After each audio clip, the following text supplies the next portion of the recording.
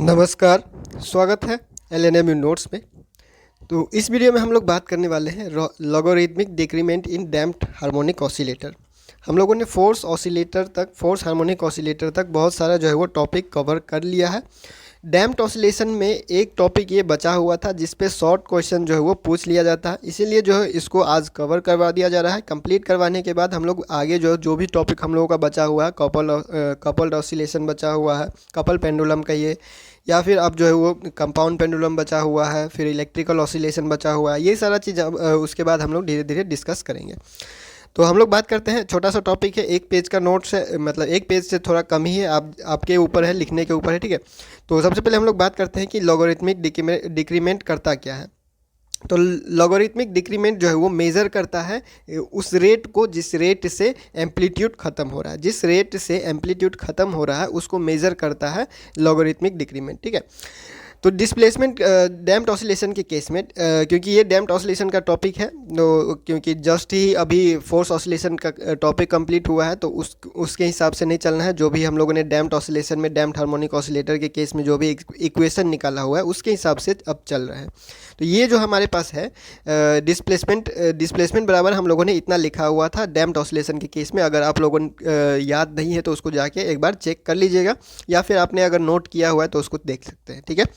तो displacement x बराबर हम लोगों ने लिखा हुआ था a into e to the power minus B t sine beta t plus 5, जहाँ बीटा क्या था under root omega square minus b square, ये हम लोगों ने पहले कर लिया है, ठीक है।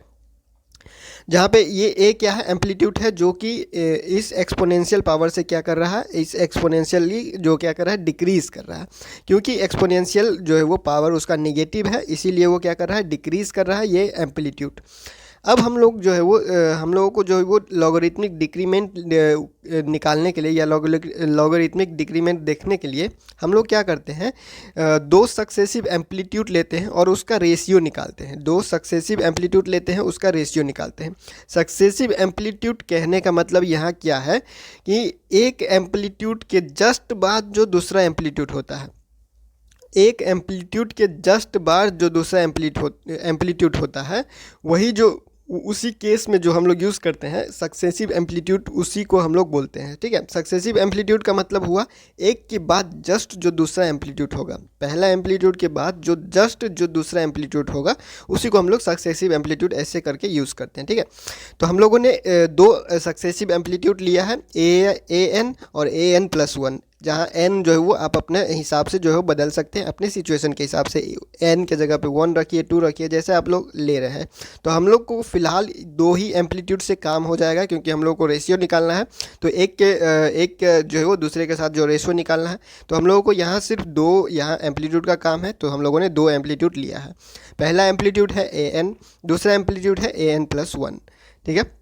और दोनों के बीच में जो टाइम इंटरवल है वो है half of the time period, यानी टाइम पीरियड t है। टाइम पीरियड को हम लोगों ने t से डिनोट किया हुआ है, तो half of the time period कहा जा रहा है, यानी कि t/2 इसका हाफ, ठीक है। तो दो एम्पलीट्यूड हम लोगों ने लिया an और an प्लस 1, जिसका जो बीच का टाइम इंटरवल है वो क्या है, t/2 है। अब हम लोग क्या करेंगे, दोनों का रेशियो निकालेंगे, ठीक है। दोनों का रेशियो निकालेंगे, जिसके लिए हम लोगों ने वैल्यू लिखा है, an का वैल्यू लिखा है। an का वैल्यू जो जैसा था, मतलब कि मान लीजिए जो पहला एम्पलीट्यूड है, पहला एम्पलीट्यूड का जो भी टाइम पीरियड है वो जैसा इक्वेशन हम लोगों ने लिखा हुआ है उसी के हिसाब से एम्पलीट्यूड यहाँ पे लिखा गया, ये एम्पलीट्यूड का वैल्यू लिखा गया। अब यहाँ पे जो दूसरा एम्पलीट्यूड है उसका वैल्यू में थोड़ा सा चेंज है। थोड़ा सा चेंज क्या है, A E to the power minus B तो सेम है, यहाँ पे t में प्लस हो गया है t/2, t तक तो सेम है और प्लस हो गया है t/2, क्योंकि जो इस दोनों के बीच का जो टाइम इंटरवल है वो है t/2। ये इस एम्पलीट्यूड के इतने टाइम बाद ये वाला एम्पलीट्यूड देखने को मिल रहा है, इसीलिए इसके होने में जो है टी टाइम तो लग ही रहा है, इसके होने में टी टाइम लग रहा है, तो इसके होने में टी प्लस t/2 टाइम लग रहा है।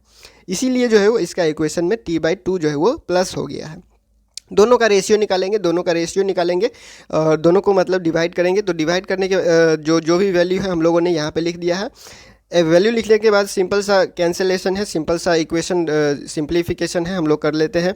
A E to the power minus B T, A E to the power minus B T यहाँ से कैंसिल हो चुका है, तो यहाँ बचेगा क्या 1, यहाँ बचा 1, यहाँ पे बचेगा ए E to the power minus, यहाँ पे ये b तो b तक तो रहेगा और t/2 बचेगा, क्योंकि t वाला तो कैंसिल हो चुका है इसके साथ, और बचेगा t/2 वाला।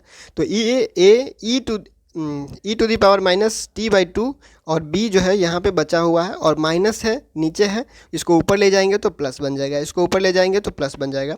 और ये जो कांस्टेंट आया हमारे पास, ये जो भी कांस्टेंट है इसको हम लोग क्या करेंगे, d से डिनोट करेंगे। ये जो भी कांस्टेंट है उसको एक कोई भी कांस्टेंट मान लेते हैं, d लेटर से जो है वो डिनोट किए, और ये मान लेते हैं कोई भी एक कांस्टेंट है, ये मान लेते हैं कोई भी एक कांस्टेंट है, ठीक है। ये कांस्टेंट जो है वो क्या है, दो सक्सेसिव एम्पलीट्यूड के बीच का है, ठीक है। ये दो सक्सेसिव एम्पलीट्यूड के बीच का है, जिसको हम लोग क्या बोल रहे हैं, डिक्रीमेंट बोल रहे हैं। इसको क्या बोल रहे हैं, डिक्रीमेंट बोल रहे हैं। इसको बोल क्या रहे हैं, डिक्रीमेंट बोल रहे हैं। अब देखिए इसको टॉपिक क्या है, लॉगरिथमिक डिक्रीमेंट। तो अब इसको हम लोग, ये तो हमारे पास डिक्रीमेंट आ गया, ये हमारे पास डिक्रीमेंट आ गया, अब इसको लॉग में चेंज करना है। अब हम लोग इसको लॉग में चेंज करना है। तो देखिए लॉग और एक्सपोनेंशियल क्या होता है, दोनों एक दूसरे के अपोजिट होता है। Opposite in the sense, opposite कहने का मतलब क्या हुआ यहाँ पे कि देखिए लॉग ई अगर लिखा हुआ है, लॉग ई बेस में है, लॉग ई जो है वो बेस में है, और ए यहाँ पे कोई कांस्टेंट है, ठीक है। और इसको अगर हम लोगों को क्या करना है, मान लीजिए इसको अगर हम लोगों को एक्सपोनेंशियल में लिखना है, एक्सपोनेंशियल में लिखना है, तो फिलहाल तो इसके बराबर कुछ है नहीं, इसको हम लोगों ने कुछ माना नहीं हुआ है। तो अगर कुछ पता नहीं होता है तो उसको हम लोग एक्स के बराबर मान सकते हैं। तो मान लीजिए कि लॉग बेस ई जो है और ए हमारे पास कोई भी यहाँ वैल्यू है जो कि एक्स के बराबर है, जो कि एक्स के बराबर है, ठीक है। तो अब इसको हम लोगों को लिखना है एक्सपोनेंशियल फॉर्म में। तो ये क्या होगा, ये यहाँ पे चला जाता है और इसके बराबर हो जाता है, ये यहाँ पे जाने के बाद इसके बराबर हो जाता है। कहने का मतलब क्या हुआ कि ई टू दी पावर एक्स हो जाएगा इज इक्वल टू ए। इस चीज़ को हम लोग ऐसे लिख सकते हैं, इस चीज़ को हम लोग ऐसे लिख सकते हैं। अब यहाँ पे जो है वो क्या कर दी, आप कंपेयर कर लीजिए, एक्स के जगह पे b t/2 मान लीजिए, एक्स के जगह पे यहाँ पे, क्योंकि ई तो है यहाँ पे एक्सपोनेंशियल, ई तो है एक्सपोनेंशियल, और यहाँ एक्स के जगह पे इसको मान लीजिए, एक्स के जगह पे मान लीजिए कि ई जो है, ई का जो एक्सपोनेंशियल पावर है वो हमारे पास है b t/2, ये हमारे पास मान लीजिए एक्स के जगह पे, और ए के जगह पे मान लीजिए डी को, ए के जगह पे मान लीजिए डी को, ठीक है, ए के जगह पे मान लीजिए डी को।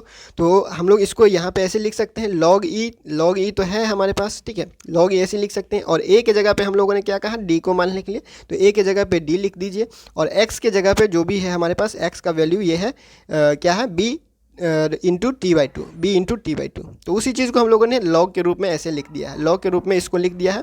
और इस चीज़ को हम लोगों ने माना लैम्डा के बराबर, इस चीज़ को हम लोगों ने माना लैम्डा, किसी कांस्टेंट के बराबर मान लिया। इसी को बोलते हैं लॉगरिथमिक डिक्रीमेंट, इसी को बोलते हैं लॉगरिथमिक डिक्रीमेंट। और इसका डेफिनेशन अगर लिखना हो तो लॉगरिथमिक डिक्रीमेंट का डेफिनेशन अगर लिख सकते हैं कि द नेचुरल लॉगरिदम, या जो भी है रेशियो है, आप सिंपल रेशियो के रूप में याद रख सकते हैं कि दो सक्सेसिव एम्पलीट्यूड के बीच का जो रेशियो होता है उस ऑसिलेशन का या उस मोशन का, उसी को हम लोग क्या बोलते हैं, लॉगरिथमिक डिक्रीमेंट बोलते हैं। डिक्रीमेंट कहिए, उसके बाद लॉग के रूप में लिखते हैं, इसीलिए लॉगरिथमिक डिक्रीमेंट। तो ये लॉगरिथमिक डिक्रीमेंट कंप्लीट हुआ, और आगे हम लोग जो है वो कंपाउंड पेलुरम से जो है वो अब टॉपिक आगे बढ़ाएंगे। उसके बाद धीरे धीरे जो भी टॉपिक बचा हुआ है आपके यूनिट 1 में उसको कवर करेंगे। तो फिलहाल इस वीडियो में इतना ही, मिलते हैं अगले वीडियो में अगले अपडेट के साथ LNMU नोट्स के यूट्यूब चैनल पर।